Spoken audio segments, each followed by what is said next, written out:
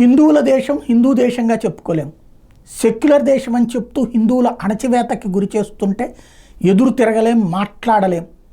మాట్లాడితే ఏమంటారు, మాట్లాడిన హిందువు ఉన్మాదవుతున్నాడు, హిందూ ఉగ్రవాదని ప్రచారం చేస్తున్నారు.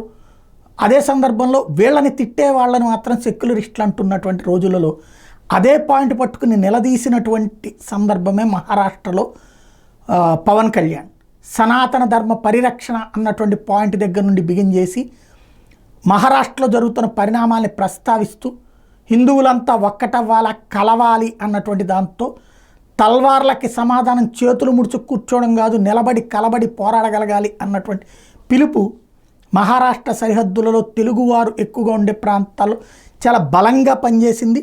పవన్ కళ్యాణ్ ఇంపాక్ట్ ఒక రకంగా వరమయ్యింది భారతీయ జనతా పార్టీకి. ఆయన ప్రచారం చేసినటువంటి ప్రాంతాల్లో పూణే, బల్లార్పూర్, డెగ్లూర్, షాలాపూర్, లాతూర్ నియోజకవర్గాల్లో ఘన విజయం సాధించారు. మరాఠీ భాష, హిందుత్వ, సనాతన అంశాల నేపథ్యం అక్కడ బాగా పనిచేసింది.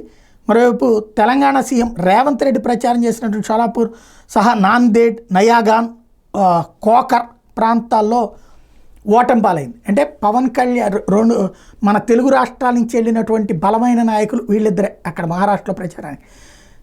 తెలంగాణ నుంచి రేవంత్ ముఖ్యమంత్రి హోదాలో వెళ్తే, ఆంధ్రప్రదేశ్ నుంచి పవన్ కళ్యాణ్ ఉప ముఖ్యమంత్రి హోదాలో వెళ్ళారు. రేవంత్ ఫెయిల్ అయితే పవన్ కళ్యాణ్ సక్సెస్ అయ్యారు.